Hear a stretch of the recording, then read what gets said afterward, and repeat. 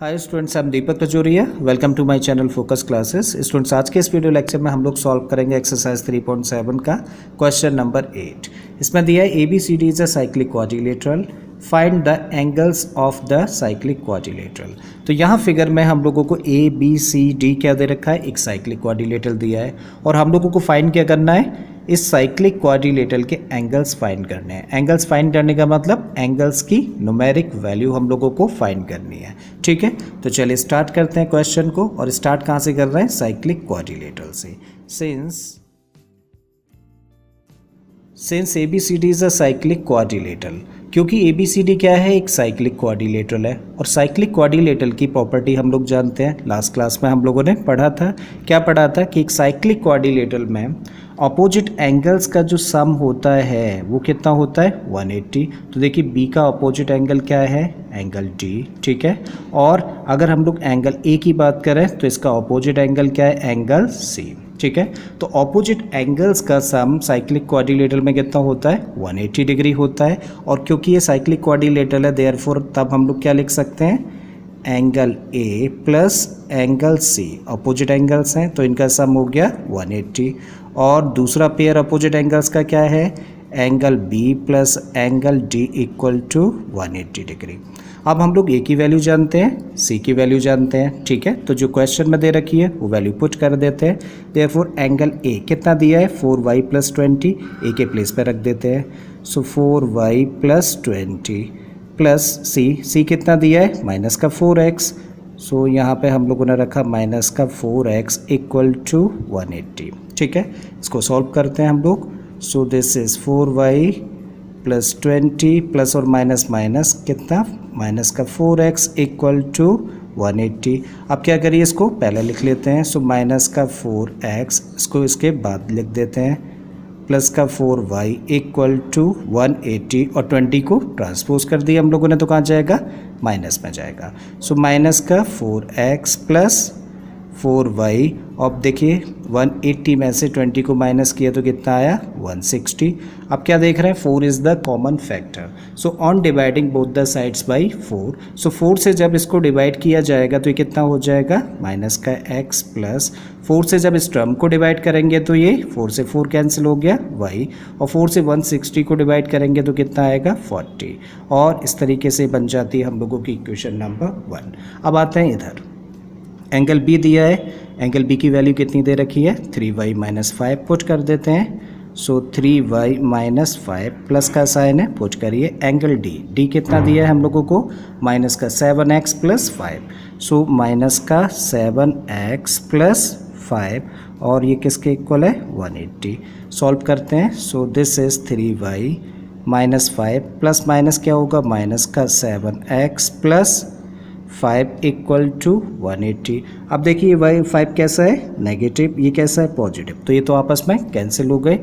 और इस टर्म को हम लोग क्या कर रहे हैं, पहले लिख देते हैं। सो माइनस का 7x हम लोगों ने पहले लिखा, उसके बाद में प्लस का 3y and this equal to इधर से क्या रहा, 180। और इस तरीके से बन जाती है equation number 2।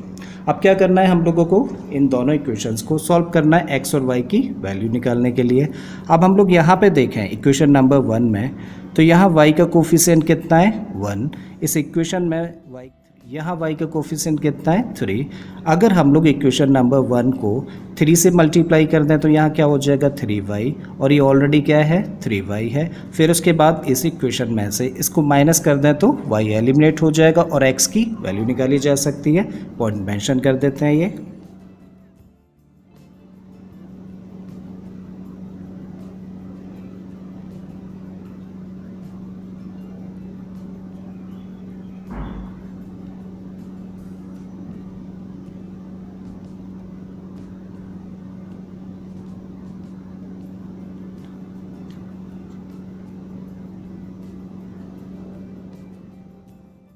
On multiplying equation number 1 by 3 then subtracting equation number 2, पहले तो क्या कर रहे हैं, इक्वेशन नंबर 1 को 3 से मल्टीप्लाई कर रहे हैं और फिर उसके बाद इक्वेशन नंबर 2 को उसमें से सब्ट्रैक्ट करेंगे। सो कर दीजिए, 3 से मल्टीप्लाई इसको करेंगे तो कितना हो जाएगा, माइनस का 3x, 3 से जब इसको मल्टीप्लाई करेंगे तो एक क्या हो गया 3y इक्वल टू 3 को जब 40 से मल्टीप्लाई करेंगे तो कितना हो गया 120।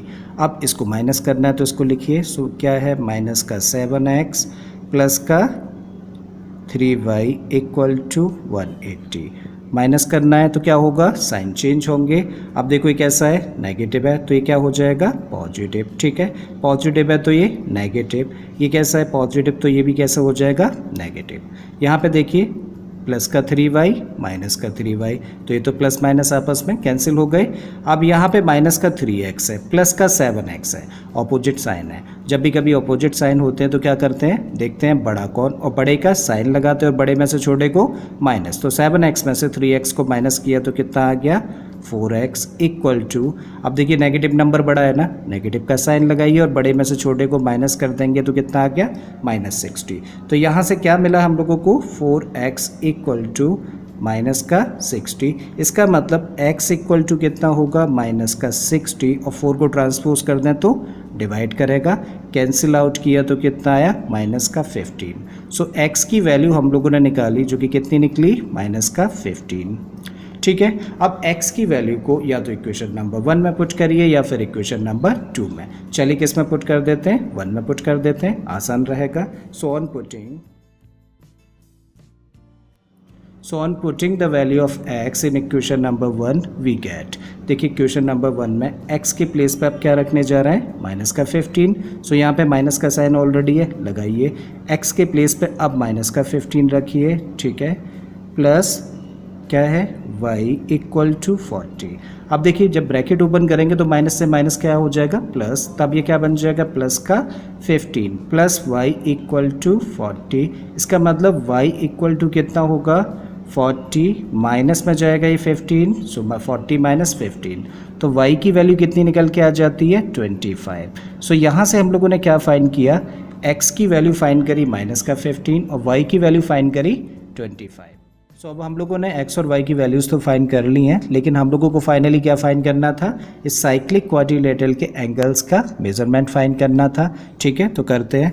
देखिए एंगल A कितना दिया है, एंगल A हम लोगों को ये दिया है 4y प्लस 20। सो 4y प्लस 20।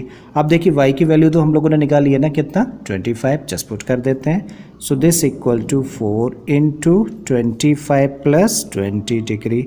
तो देखिए 4 का मल्टीप्लाई 25 में किया तो कितना आ गया 100 प्लस 20 और 100 प्लस 20 कितना हो गया 120 डिग्री। सो एंगल A कितने डिग्री का है 120 डिग्री का है।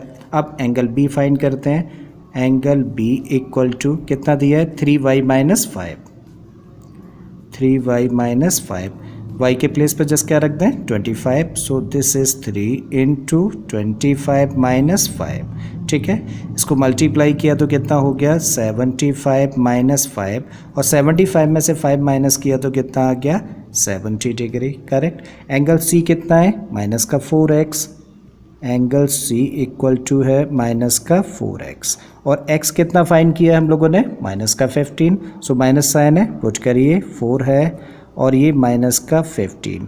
अब देखिए माइनस साइन से माइनस साइन क्या हो गया प्लस। ठीक है, और 4 और 15 का मल्टीप्लाई किया तो 60 डिग्री। तो एंगल C निकल के आता है कितना 60 डिग्री। और एंगल D कितना है, एंगल D है minus 7x plus 5। Just put the values. So minus 7 और x के प्लेस पे क्या है, x की वैल्यू माइनस 15 प्लस 5। अब देखिए नेगेटिव नेगेटिव दोनों का प्रोडक्ट करेंगे तो पॉजिटिव और 7 का मल्टीप्लाई 15 में कर दें तो ये हो गया हम लोगों को 105 प्लस का 5 ये है तो कितना हो गया 105 प्लस 5 का मतलब 110 डिग्री।